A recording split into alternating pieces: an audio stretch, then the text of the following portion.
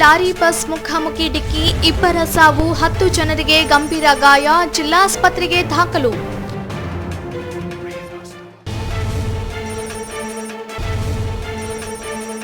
ಕನ್ನಡ ಸಾಹಿತ್ಯ ಸಮ್ಮೇಳನ ಪೂರ್ವಭಾವಿ ಸಭೆ, ನಗರ ಅಲಂಕಾರಕ್ಕೆ ಮುಂದಾಗಿ ನಿರ್ಲಕ್ಷಿಸಿದರೆ ಸಂಬಂಧಿಸಿದವರ ವಿರುದ್ಧ ಕ್ರಮ, ಜಯಣ್ಣ.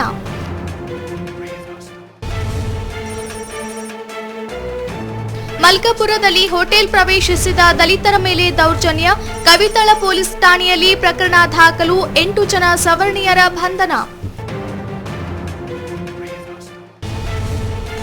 ಕಾಂಗ್ರೆಸ್ ಪಕ್ಷದಿಂದ ಮಾದಿಗ ಸಮುದಾಯಕ್ಕೆ ಅನ್ಯಾಯ, ಎಪಿಎಂಸಿ ಅಧ್ಯಕ್ಷ ಸ್ಥಾನ ನೀಡುವಂತೆ ವಿರೂಪಾಕ್ಷಪ್ಪ ಪತ್ತಿಪೂರು ಆಗ್ರಹ.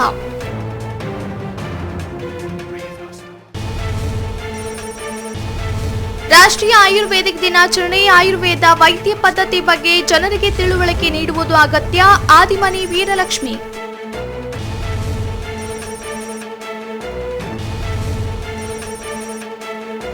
ಮತ್ತು ಸ್ಟೇಷನ್ ರಸ್ತೆಯಲ್ಲಿ ಪೈಪ್ಲೈನ್ ಕಾಮಗಾರಿ ವೀಕ್ಷಣೆ, ತ್ವರಿತ ಕಾಮಗಾರಿಗೆ ಶಾಸಕ ಡಾ ಶಿವರಾಜ್ ಪಾಟೀಲ್ ಸೂಚನೆ.